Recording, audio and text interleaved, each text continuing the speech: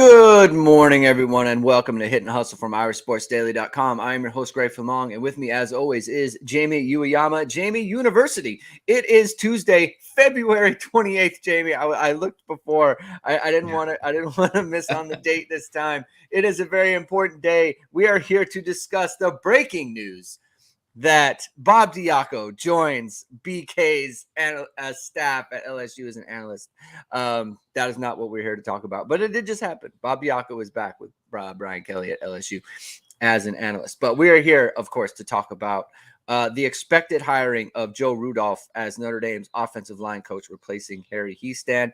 Tom Loy was the first on that yesterday of 247. He reported that it was expected and confirmed by Irish Sports Daily's Matt Freeman. So we're going to talk about that. We're going to talk about expectations. We're going to talk about the quality of the hire, what Joe Rudolph has done.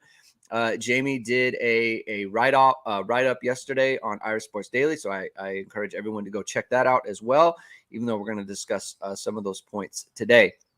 So thank you for joining. You know what, Jamie? It really fills my heart when I log in to our little chat room here, and I already see comments before the show even starts. Comments in the chat. The chat is lighting up. Jojo Pineda's here. Joey Madigan says, ladies and gentlemen, boys and girls, children of all ages, please make sure everyone gives this video a thumbs up. That's right. Give it a thumbs up, hit the like, hit the subscribe button, hit the notification bell so you know we're going live and you never miss a show. And if you would like, if you would like Hit and Hustle on two platforms, please go over to Apple Pods or Spotify. And I think we should be up on Google Podcasts. If not, then I have to check that out because I signed up the pod for that as well.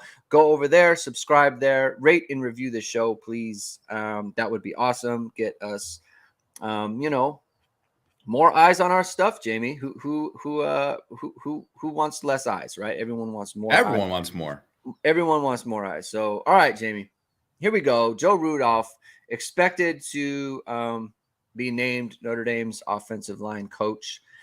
And I tell you, if this had happened like a year ago, that people would be doing cartwheels, backflips and all those other things.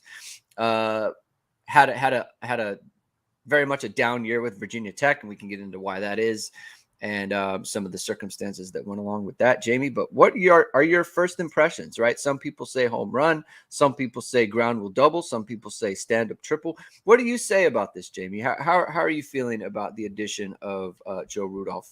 I think it's a good hire. When I hate the term home run hire, I think it's like, you're saying someone has done a great job before they even started the job. I understand why people say it, but you know what I mean? Like on paper, there's someone that you can view as a home run, but even the people that are viewed as home runs have, it could not work because it's always a different situation. In saying that, I think when people were looking at the offense coordinator, any kind of questions you had about, say, Jared Parker being hired, primarily have to do with, inexperience, right? Lack of experience. Baby Beast, chill for a second. This guy, Baby Beast, longtime commenter in the thing. We don't have to say hello to you. We say, hi, how's it going? But enjoy the show. You don't or just chill. Okay. What a guy.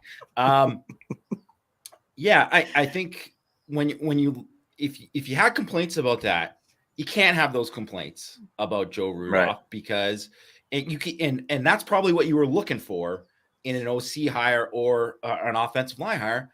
And I mean, he's got the track record. Like he has the track record.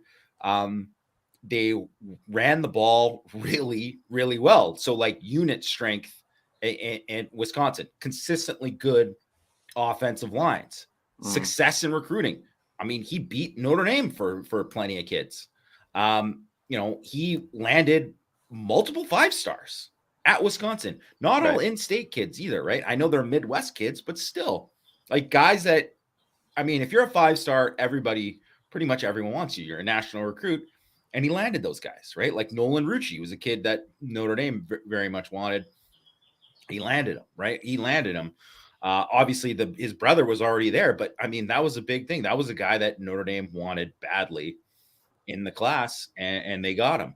And there's numerous instances like that. I think if you look at draft picks, development of what he's done with certain guys, they match Notre Dame for draft picks in terms of since he was there during his time at Wisconsin. And they didn't recruit at that same level that entire time.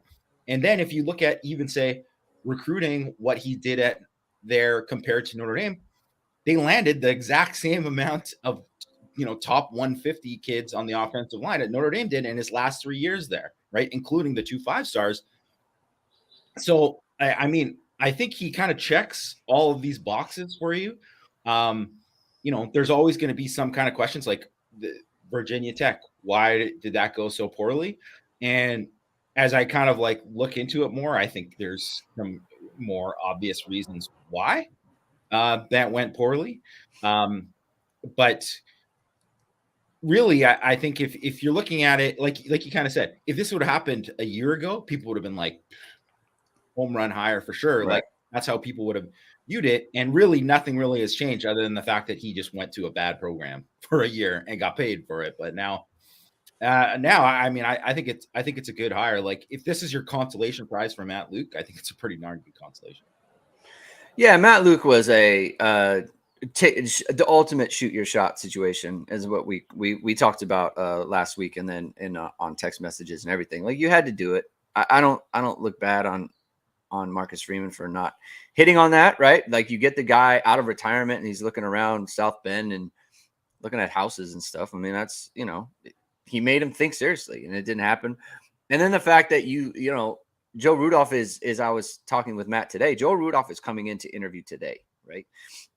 But at the same time, he's sending out tweets that are like goodbye to Virginia Tech, and Virginia Tech's coaches are, sending out tweets like goodbye to Joe Rudolph, right? Like he clearly wants this position. He's very excited about this position. I mean, he's gonna get hired. I know there was someone who asked in the chat about it specifically, like why or whatever. I mean, because it's done.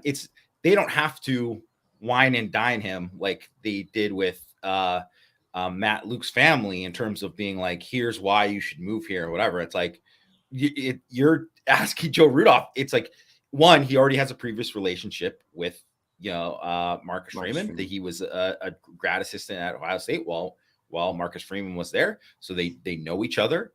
I don't know if they've kept in touch over the years or anything like that, but they definitely know each other. And I also think that there's one of these things when you're like going from a situation like it's not good it's like a total rebuild at Virginia Tech, what he inherited, what basically the staff inherited. Mm-hmm. And whatever, I'll get into that in a minute. So he would be crazy to not take the job. And I mean, he wouldn't be putting out those statements if he wasn't taking the job. Right. Zach Davis is asking a question that's more about technique, and this is for Jamie. People said that the reason our line started slowly in 2022 was because Harry Hiestand teaches a very specific technique, and the guys had to adjust. Does this track to you, and how are we going to have to adjust in 2023? Or are we going to have to adjust in 2023? I mean, I don't know if it was because of talking about specific technique. I don't think that was the issue.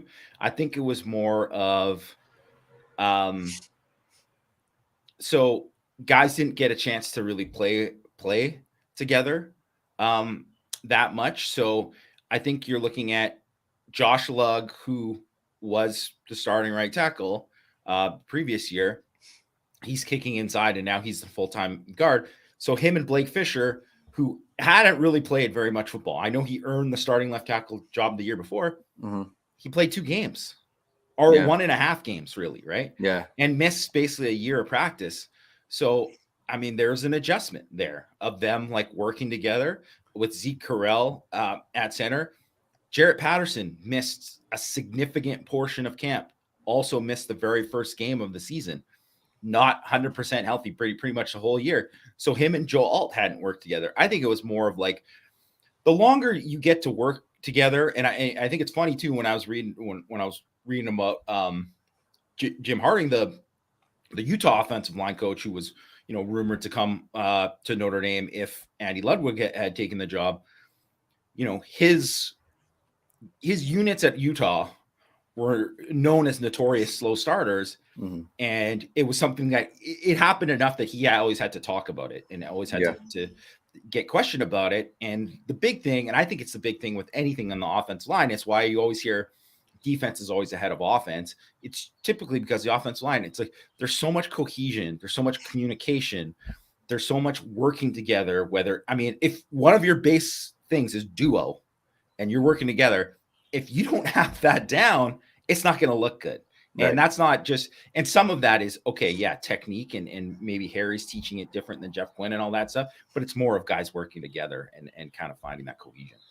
And Jamie, you can correct me here. So you brought up duo. So basically what you're saying there is like duo is you double team. It starts with double teams. And then whoever side, like the linebacker, like let's say the guard and the center are double teaming the nose tackle or whatever. Well, if the linebacker shoots into the B gap, well, then the guard picks him up. Yes. Or if he shoots into the A gap, the center picks him up, right? And you have to have that cohesion. You have to know, like, okay, he's passing him off to me. I have to go pick him up. If you haven't played, then you can get confused and you can both try to pick up the backer or something like that. Yeah. And that's where problems happen. Exactly. Okay, cool. Look at that. Look at me. I nailed a offensive line technique thing. Good for me. Look at, like, I'm not just a DB, Jamie. I'm learning and all those things. All right. S. Gomez had a question about Rudolph as a recruiter. People talk about Rudolph being an upgrade on effort, ability to recruit. What would you like to see Notre Dame do different in how it recruits offensive linemen? I think one thing with Harry Hiestand is he's very particular about who he likes. And I don't think actually it's a bad thing because I got to be honest, like the new offensive line offers, I've watched all the new offensive line offers, the guys who were highly rated in this class. I'm not a fan. I'm not a fan of these guys. I don't think they're that good. I get why. It's, first of all, it's not a very strong offensive line class. So it's a good class. It's a good year for them to only take 3 or whatever. So that's helpful. But the other thing is, I think it's okay to be picky. Like you don't want to take someone just to take someone. And the other thing is offensive linemen, they're not the kind of guys who are like, hey, I'm not playing in year 1, I'm out. That doesn't happen with offensive line. They're stuck. So that guy's going to be stuck at Notre Dame for a while. So if you miss on evaluation there, you can get really hurt. Right. Mm-hmm. So, and I mean, I'll just say, obviously those offers are going out. Those are just getting them in the game. So it's not like a, whatever, right? That's what an offer is these days. Yeah. So I wouldn't even say those are like concrete evaluations, and I don't have a problem with them getting in the game with some of these guys. But I mean, I will say that like maybe Rudolph might like certain guys more, might be more aggressive with it. I think Matt mentioned on Power Hour this week that Harry isn't the kind of guy who is going to be like wanting to connect with a guy maybe in California over and over again. And there's probably some truth to that, right? There's probably some truth to that in terms of, some of like nationally what he's going to do. I mean, I don't know enough about like Rudolph's personality as a recruiter and his aggressiveness as a recruiter to say like, this is exactly what Notre Dame is going to get. And this is how he's going to upgrade. I just know that he got results at a place that even when Wisconsin was playing good offensive line year after year, they weren't getting a lot of top guys. And he got more top guys there than they had previously ever, really. So, I mean, if that's happening, I mean, a lot of that is like you just selling either building relationships or selling what exactly that you have at Wisconsin, which they had this great offensive line tradition, putting guys in the league, et cetera. And now, there's someone who already knows how to sell that. So I would think Rudolph is going to do really well at Notre Dame. And I don't know. I mean, I think Harry Hiestand connects with people on a very in a football level with so many people, and maybe Rudolph is a guy who can connect more on another level. Like, I mean, I don't know for sure. Maybe he's the gruffest guy who's ever walked the planet Earth, but Harry Hiestand is a very old school guy, and it's just different in today's age. Someone in the chat, I'm trying to look for it. Someone brought up the Billy Schroth recruitment, and that is one where here we go. Steve Mattingly brought it up. I think Schroth really liked him, and that was a big part of what made his recruitment rough for Notre Dame. We've talked about it before. You had several Film Don't Lies ready to go on Billy Schroth that it took a very long time for those to get published because he was favored to Notre Dame, and Joe Rudolph was on him. Right now, that was an in-state thing, obviously, but he made it very difficult on Billy Schroth, and now he gets to actually coach Billy Schroth at Notre Dame. Yeah. And so, but that just kind of goes to show, right? Like, you had a Notre Dame lean. I think Billy Schroth's father was a very big Notre Dame guy. He really loved Notre Dame, and I think Billy was very into Notre Dame right from the get-go, and he was basically Notre Dame's to lose the whole time. But Joe Rudolph made it difficult, and that just kind of goes to show, like, when you're recruiting against a school like Notre Dame with the offensive line tradition that they have, and then there's already a predisposition to go there, and then you get to the point where, you know, rumors that Billy Schroth was actually a silent commitment to Wisconsin, right? Like, that is, you are in it as much as you can be.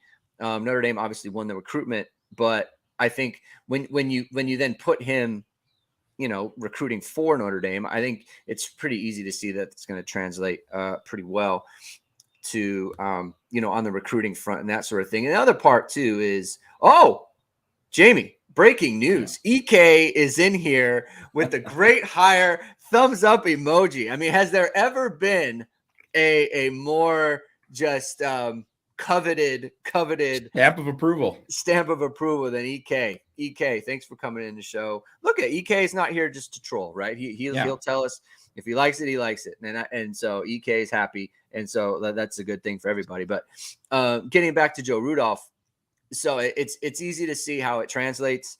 You know, I don't like you, Jamie. I don't like to do the whole home run hire and all those other things because you don't know. It's really just. And even if it had been Chris Watt, right, you don't know if that's a terrible hire either. You just know the risk involved. And we would have talked about the risk with a young offensive coordinator and a young O-line coach. Like, this is the opposite. You're taking the opposite bet. This is someone with pedigree. This is someone who's done it. This is someone who was the offensive line coach at Wisconsin, where they had Jonathan Taylor, who had essentially 3 straight 2,000-yard seasons, right? Rushing for over 6 yards a carry, over 7 yards a carry in 2018, right? I mean, and the other part too is his 2018 line. I was looking at Football Outsiders. I mean, it was the best run blocking line in college football, like, hands down.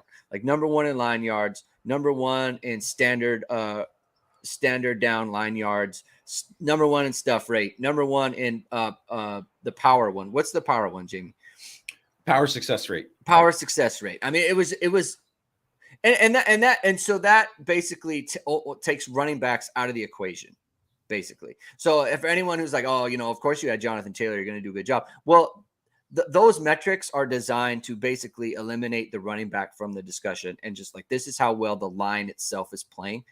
And so there's that pedigree. Someone brought up pass blocking. His pass blocking line at Wisconsin in 2021 was actually really good.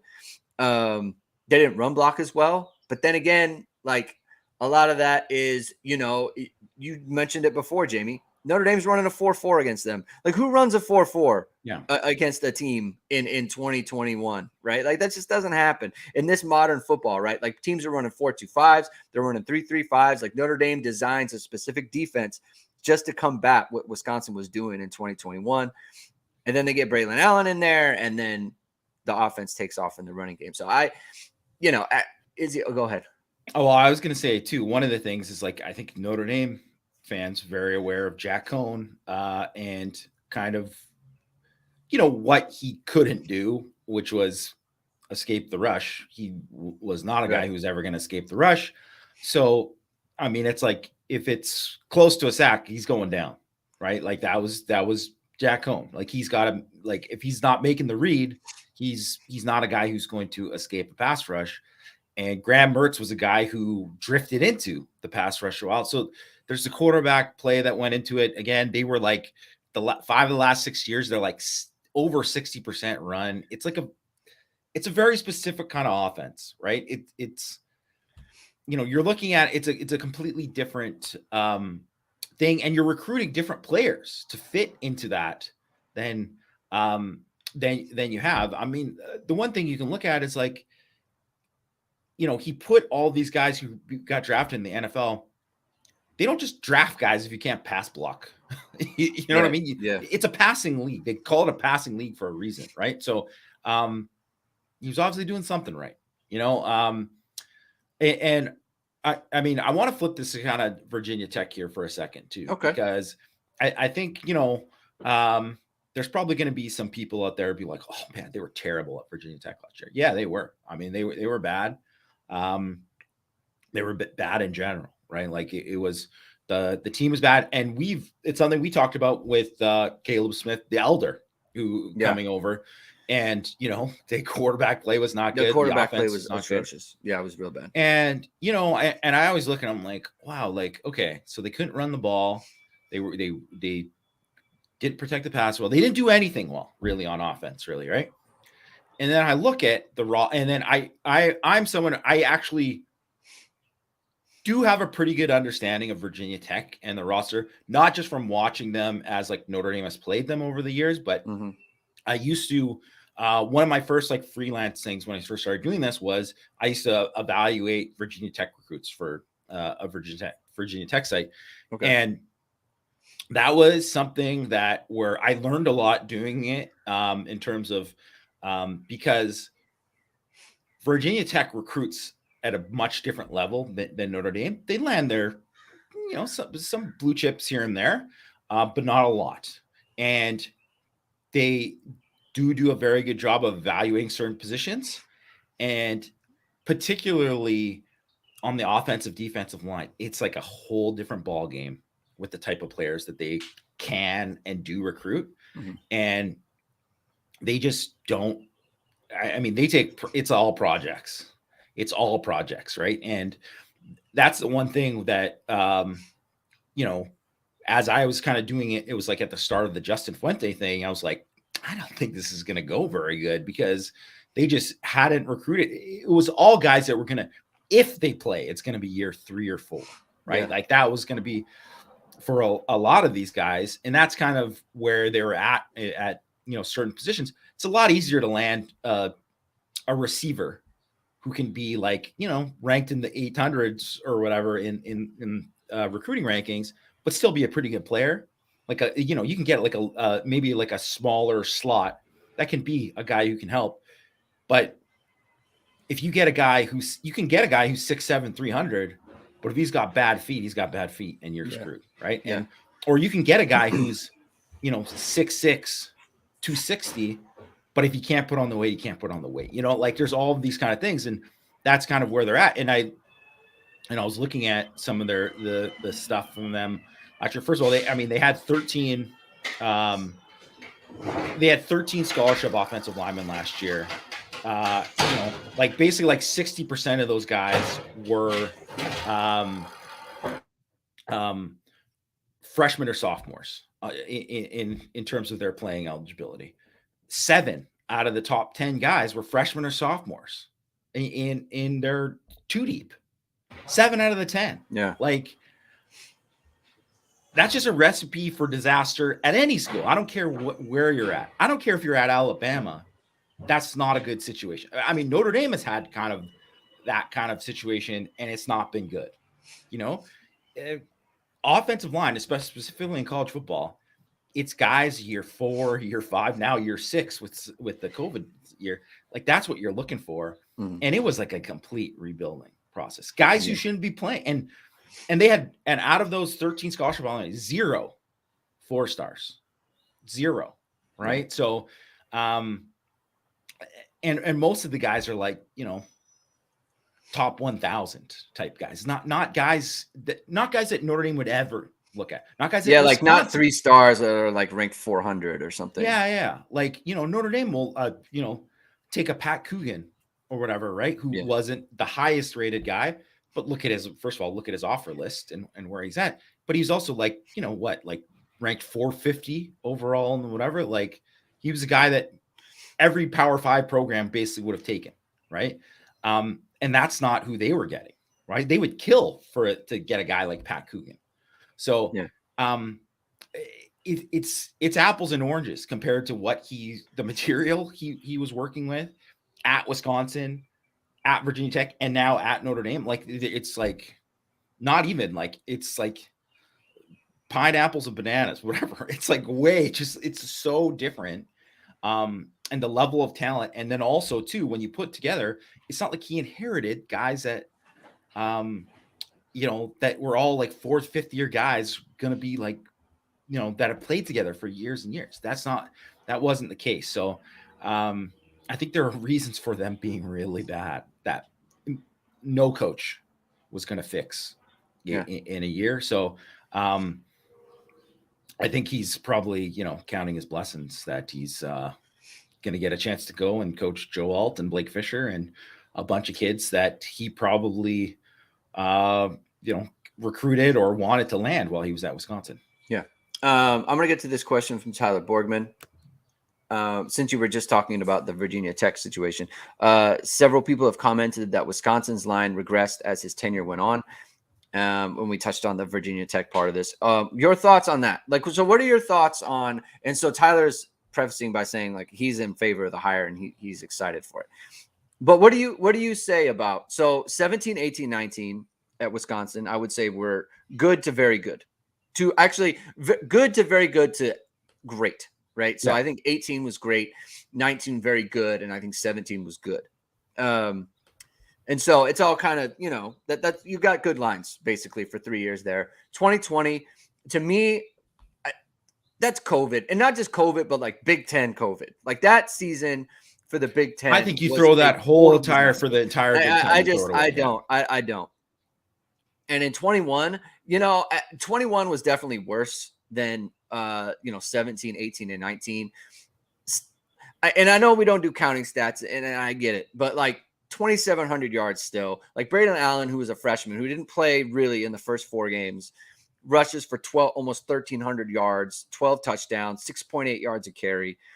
Like if that's a bad job and that's your regression, like that's pretty good, right? Like if Notre Dame has a bad season on offensive line, runs for 2,700 yards, I think that's going to work out, right? So there's that part of it. And what would your answer to that be, Jimmy? That was just my piece. I hate when people come out they're the same people who say, they sucked in his first year there.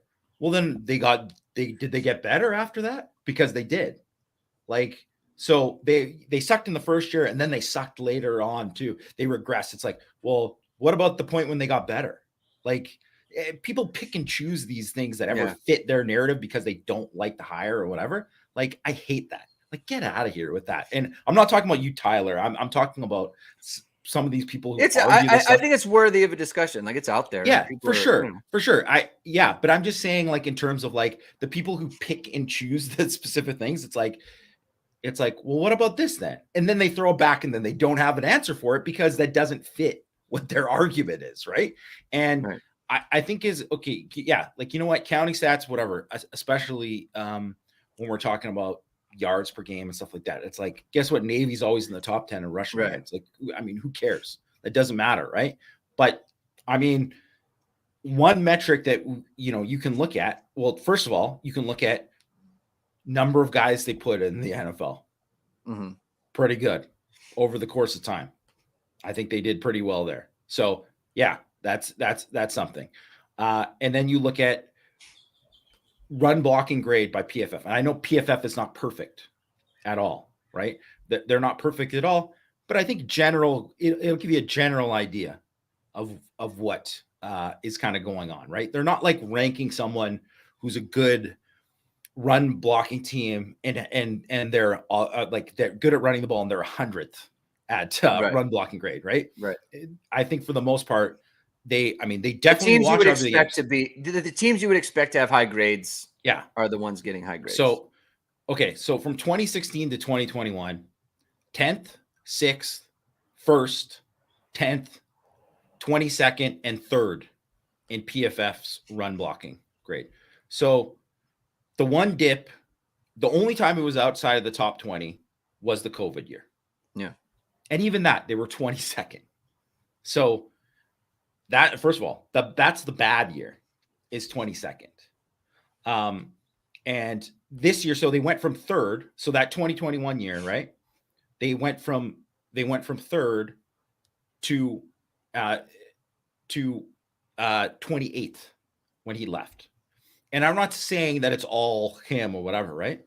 But I mean, those are just what the grades are. That's what it is. That's what the grades are. So Yeah. where is the regression?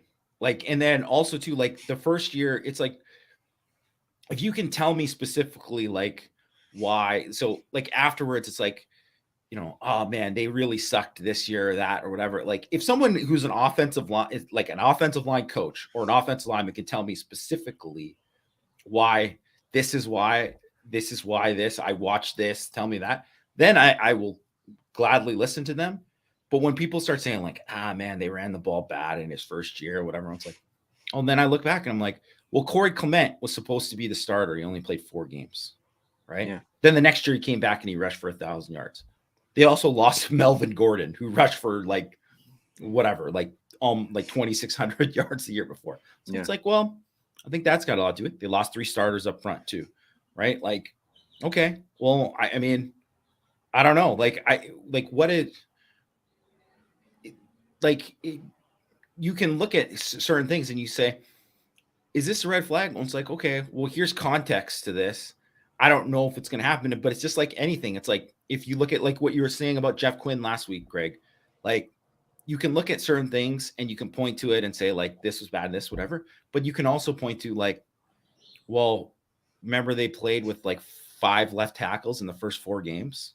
Like, yeah, well, that's going to have an impact on it. Right. So I think, you know, there's a lot of things you can look at overall, but I think if you're just taking at, you know, the level of consistency and the level that they did, I don't think there was a big drop off.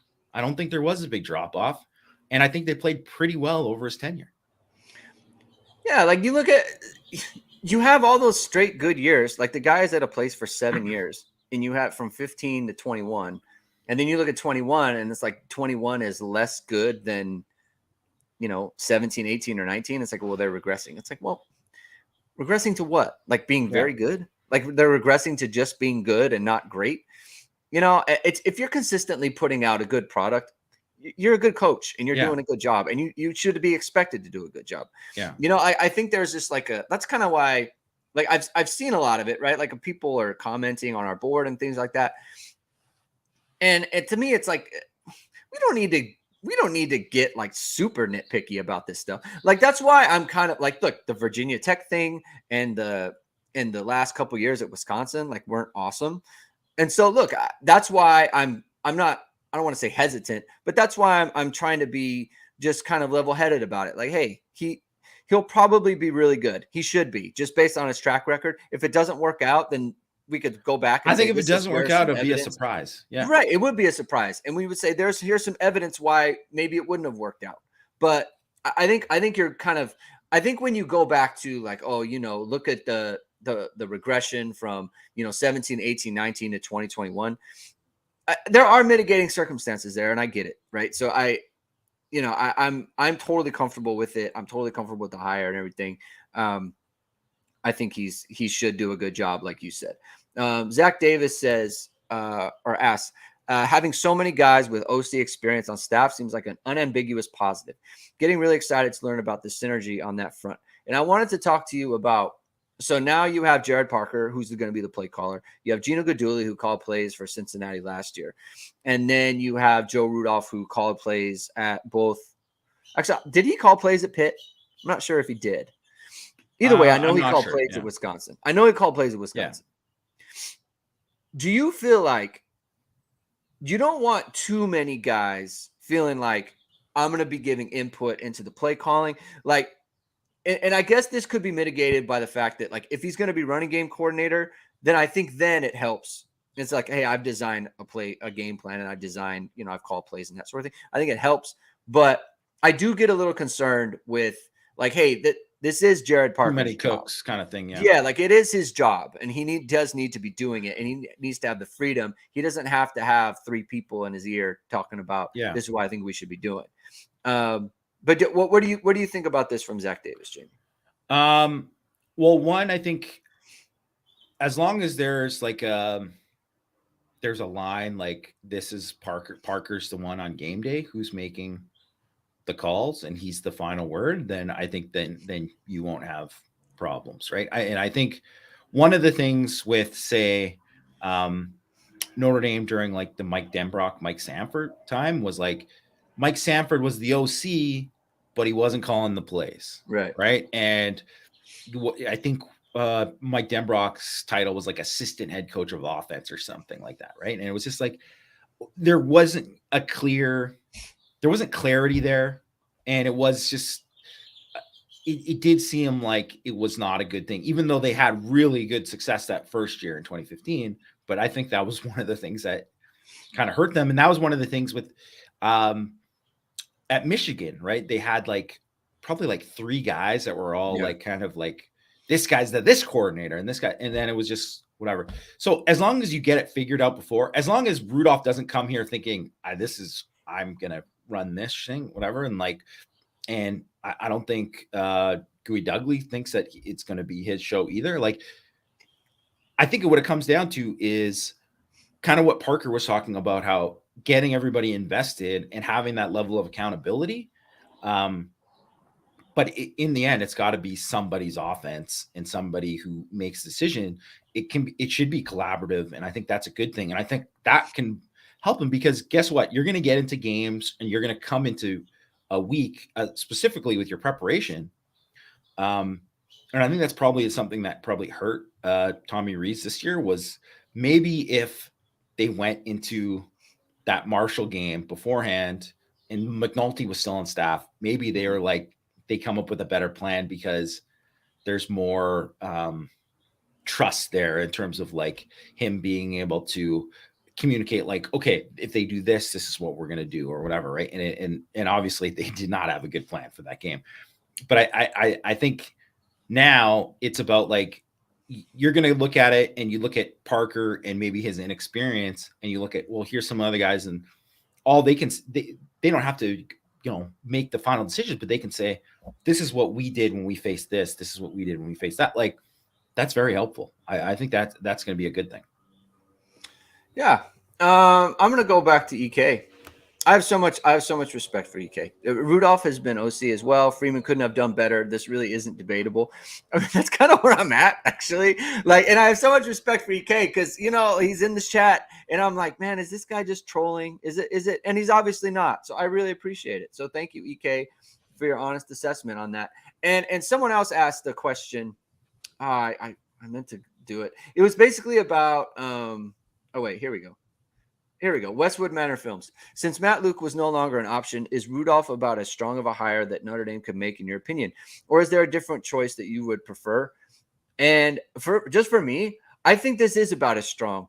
And it's a very strong hire. Now, Grant, like, look, it doesn't mean he's the only one who could have done a good job. Like, I think if it was Brian Callahan from Minnesota, I think he also would have done a very good job. And we do get into this thing, and I talked about it with the OC as well. Like, we get into this mindset of the best person. Is he the best, absolute best choice? Multiple people can come in and do a good job. And I think Joe Rudolph is one of those people. And I think where EK's point was, it's like, it's not really debatable. Like, this is a really good hire, OC experience. He's had really good pedigree, good recruiter. It's just, there's nothing really to talk about in terms of, like, is it good or is it not good? And Freeman has worked with him before. Freeman's worked with him before. So Midwest guy. There's a lot to like. Yeah, I think, maybe I think if, like, say they were like stole Justin Fry away from Ohio State, then you're like, okay, yeah, that would have been better, I think. But like, I mean, outside of the guys that were probably like realistic, I think Rudolph had to be near the top, right? Okay, so here's an example of, like you mentioned Callahan, but AJ Blazik was another name that was thrown out, who was the Vanderbilt offensive line coach. And he was at Rutgers before, and he was also at North Dakota State. And people would have been upset by the hire.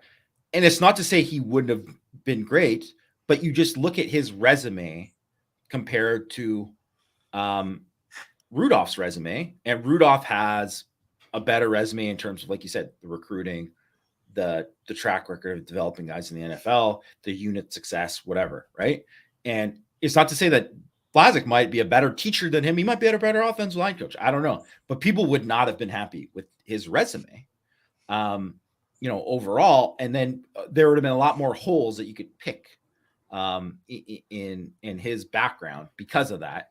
And it's not to say that like he wouldn't have been better, but it's just to say that like in terms of you're looking all the kind of boxes checked, there's like, I mean, what else would anyone want? I think if you're like almost looking for bad stuff if you're thinking if you're trying to convince yourself this wasn't a good hire.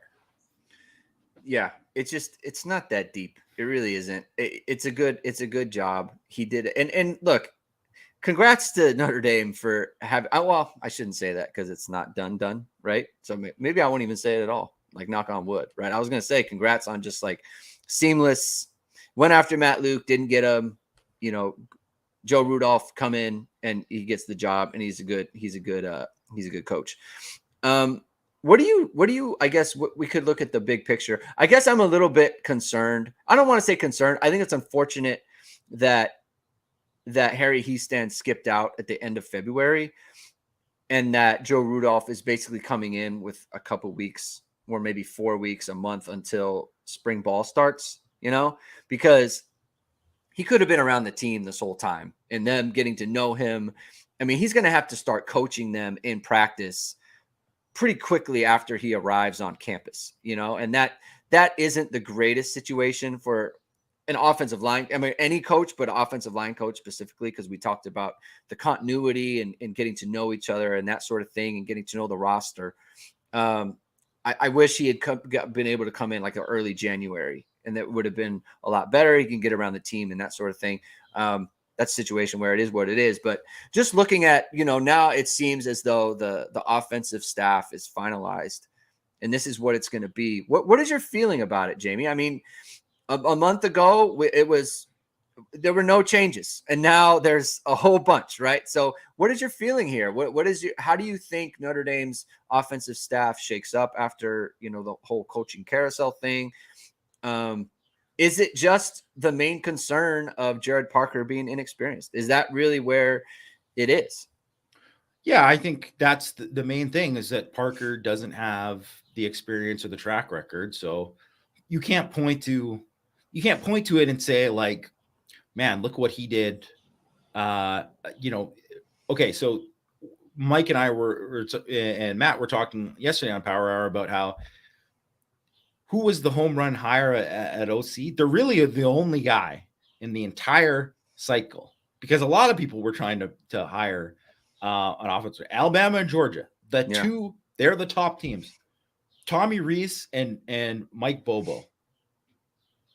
I mean, Notre Dame fans very split on Tommy Rees, and I mean, I think he was good, but he didn't have like a ridiculous track. They didn't have top 10 offenses. It's not like he was going into that situation where they're like, oh yeah, like this is a slam dunk. There's Alabama fans who are like, I don't know, right? And obviously Mike Bobo, there's a whole different set of circumstances there. And Garrett Riley was the only guy who was like the guy who was like the hot young coordinator. Yeah. Did thing at TCU. You're like, look what he did with the quarterback, which Max Duggan. Look what he did with Max Duggan. Look what they did against Michigan in this game. Look what they did against us. It's like you can just point to so many different things and say, like, I mean, this is the guy. and he's Lincoln Riley's brother. Like, it's just like, okay, all these things where it's like, okay, yeah, check, right? So there wasn't going to be anybody really that was going to have like be that hot coach on the rise that could have been checked if you weren't going to get Garrett Riley as an offensive coordinator this cycle. So, because even with like Andy Ludwig, who's got all this long track record and experience, you'd be like, I mean, where are the explosive passing game? I don't know, man. Like, right. So with Parker, it's just all unknown, and you just won't find out. You won't find out until we find out, until they actually play games. Yeah. But I think in terms of how they built the staff and compiled the staff around him, like, I think going back to what EK said, they kind of complimented him well with the other hires. And then obviously you still have Dalen McCullough and Chauncey Stuckey there too. So, I mean, I think it's the way the staff is built, how they decided to compile the staff, and Marcus Freeman decided to kind of put together a staff, I think was smart. And right. I mean, we'll see if it pays off. It all depends on Parker, obviously, right? But I think if he would have hired somebody that was like, I think people would have been could have rightly criticized them if they said, okay, well, we're going to go with Chris Watt here too. And it's not to say that Chris Watt couldn't have done great and couldn't have been awesome or whatever, but then you're like, okay, well, but I mean, there's a lot unknown about Chris You're Watt really too. taking a risk there. And then you're taking another risk because you're already taking a risk with Parker, right? And then let's just say or instead of, they hired Rudolph and, they have Parker, but then they hire another quarterback coach. They just say Gus Ragland, who now was the GA at Notre Dame, and now he just got the quarterback's coaching job at Miami of Ohio, where that's his alma mater. Mm-hmm. They say they just promoted Gus Ragland. He's going to be the guy. And he might have been lights out, but they'd been like, this is the guy we're trusting to not only just develop our quarterbacks, but he's the guy who's going to like make sure CJ Carr's staying in the class, and then they're going to get this top 2025 kid and all of these things. Like Sam Hartman's going to have a belief in him. This guy's barely older than Sam Hartman. Like, there would be a lot of questions with that. So I think how they kind of made these hires and what they did with them, I think it's tough to complain. I think he did a pretty good job. I think that's a really good point as far as complimenting the OC with the experience and that sort of thing. I was thinking you could have made a better case for Watt if Harry had just left and Tommy was still around, because then it's like Tommy has a relationship with Chris Watt there, and you have the experience, like, what you're getting in play calling there. So it's like you're mitigating the weakness there. And I think what Notre Dame did or if you Jared just Parker, named it right away. Yeah. You just said Harry Hiestand's retiring. In the same breath, Marcus Freeman also said, we thank Harry for all he's done. We're so excited to have Chris Watt as our new offensive line coach. Then it's like, okay, this is Harry approved. This is Marcus approved. It's right there. It's done. That would be a different situation. Yeah. Tyler Borgman is Chris Watt leaving. We don't know that at the time, or we don't know that right now. We'll have to see what he's going to do. He's an analyst right now. Unless he has, I don't know where he would go unless he has another job lined up, which is a little late for that, right? I don't think he would leave for a job that wasn't, like a full-time job, like he'd had at Tulane with Chip Long. So, but we'll see. Time will tell on that. Westward Manor Film says, are we at least as strong as if nothing changed from the staff? It feels like a push to me, but I was a fan of Reese overall. So I think from the big picture point of view, what you're hoping is that the experience from Reese is mitigated by versus, the experience from Reese versus the inexperience from Parker. I think you're hoping that is mitigated by Parker's kind of familiarity with Marcus Freeman and his desire to basically prove Marcus Freeman right in this. Tommy Reese was, I don't want to say open about it, but it was pretty well known. He wanted to move up, right? He didn't want to be at Notre Dame long-term. I don't think Jared Parker's in any rush to leave Notre Dame. I think his main goal at this point is to be Notre Dame's offensive coordinator for the next 3-4 years and to win national titles and to have a great offense. Like that's what he's thinking about. Next offseason, Jared Parker, I don't think is going to be thinking about, should I take this job or should I take that job? Or is that better for my career to take this job? I want to be the head coach of some school in 2 years. Like, I don't think that's where Jared Parker's mind is, right? And I think that has value. Now, does that value outweigh the experience that Tommy Rees has? Well, that remains to be seen, right? And with Harry Hiestand, he's obviously, what you have with him. He's worked at Notre Dame. There's the institutional knowledge at that point. He's performed at Notre Dame, right? But he was tied to Tommy Rees, and very clearly he was not dedicated to being at Notre Dame and ensuring they win a national title, right? Like, that's not, because if that was the case, he would have stayed, right? He had no reason to leave. He still lives in South Bend, but he was around for Tommy Rees pretty clearly. And so Joe Rudolph comes in, and again, you're hoping to mitigate that institutional knowledge with him being a little bit hungrier, a little bit more motivated to kind of see this through. And that's what you're hoping for. I think it does feel a little bit like a push with a little bit more upside because of the motivations of the current staff right now. I think they're very motivated to do this for Marcus Freeman, right? He has made a bet on them. And so I think they're willing to pay that off. What do you think, Jamie? Yeah, no, I think they're definitely, like, when someone makes a bet on you like that, I think that is something that is a motivating factor, and definitely a motivating factor for Parker, who seems like a very motivated guy. Yeah. I will, Tyler mentioned here in the chat about how, the stability there, and hopefully he's around for the next 3 to 5 years.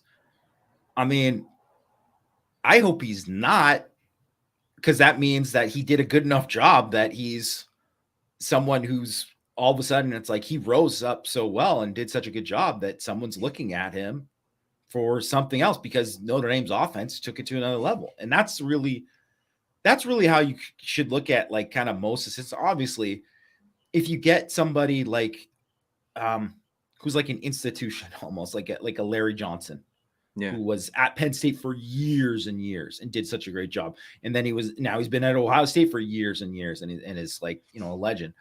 Like, yeah, that's something different. And hopefully, I think with Rudolph, you got maybe a chance to do that if it works out well, because I don't think Rudolph, no one's going to give him an OC chance. I don't think. He would have to go for some either leave to the NFL because he really wants that, or go for, somebody else would have to really steal him away for big money. And I think he's going to get paid really well at Notre Dame. Yeah. It's going to be one of the best jobs that he can have. Like, where, like Harry left and he took the job with the Bears, and that'd be the only way you could see probably someone like Rudolph leaving if everything's going good. But I think with like Parker or any kind of coordinator, people should want Al Golden to leave after this year, and not because they think like, man, Golden's not good. They should want Golden because all of a sudden the defense took a huge step, and they're like, right. Now NFL teams are like, I mean, it's not just like Lou Anarumo gonna hire him if whatever. NFL teams are like, man, we got to bring in Al Golden, right? Like, that's what you should hope for. Like how Jim Leonard was for every year at Wisconsin, and he stayed loyal to Wisconsin, but he could have left at any time. And that's what you always want from a coordinator, right? And if you can get a guy who can stick around a decent amount of time, like Clark Lee seemed like he was around Notre Dame forever, but he was only coordinator 3 years. Yeah, he just was very good for all 3 of those years, and probably could have left after year 2, but he stayed for an extra year. Yeah, it's a little different because Marcus is a defensive guy, so it's different when, like, you definitely want, like you said, Al Golden, have a great year and go move on. And then Marcus does whatever he does, right? Whether it's an internal hire or going outside or whatever, because that's his side of the ball. I think offensively, for me, it's not that I think that these guys will be around for 3 to 5 years. Like you said, like you want Jared Parker to be in demand or whatever. It's more like stay until the job's done. Notre Dame went 9-4. Job not finished.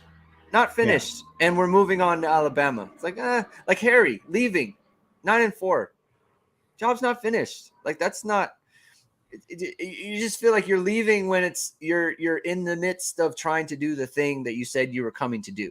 You know, that's what what I'm thinking about is like Notre Dame's not going to go 9-4 next year, and Jared Parker's going to go take a job at Miami or wherever, Texas. I don't know. I'm just naming schools. They're not going to do that. Like they're going to stay. Even if Notre Dame goes 10-2 next year, they're not going to go leave. Like I feel like they would stay and see it through because you have something good. So that's how I view it in terms of the chemistry and everyone building towards the same thing.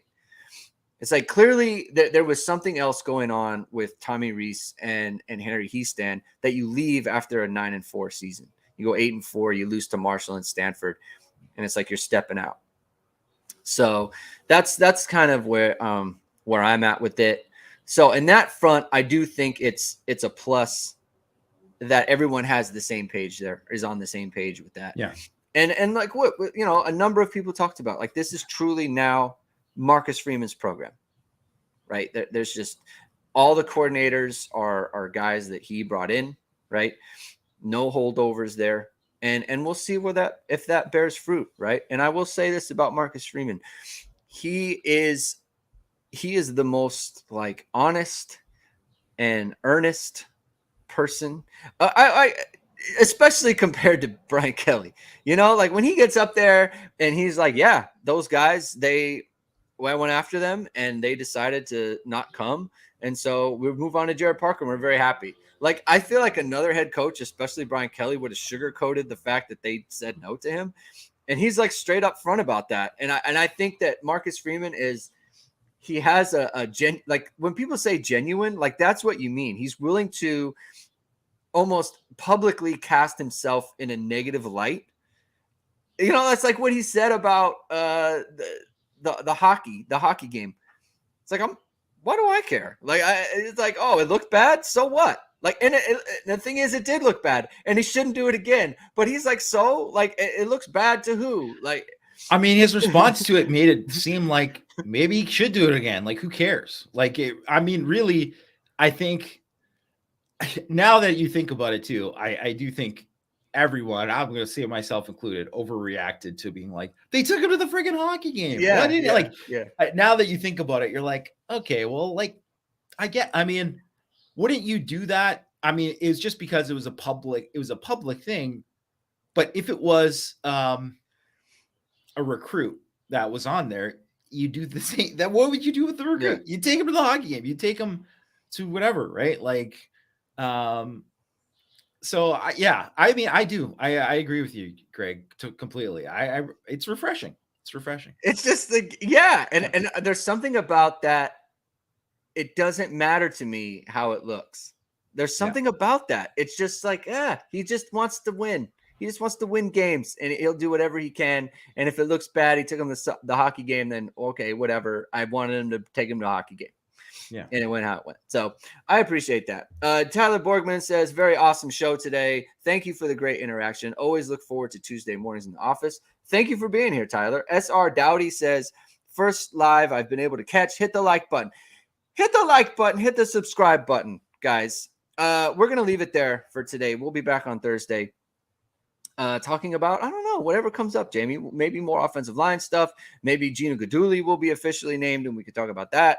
There's a lot going on. Maybe we'll jump into recruiting. The spring schedule has come out, so we can talk about spring's like right around the corner. It's about to be March, and at the end of March, so March 22nd is when spring ball starts. So we can talk about that. We're going to be getting more into the team and that sort of thing. So you're going to want to catch us. You want to catch us on podcasts, Apple Pods, Spotify, Google Pods, all those things. I'm going to be putting that up right after we get off here. So thanks everyone for joining the show. Hope you enjoyed it, and we will talk to you again on Thursday.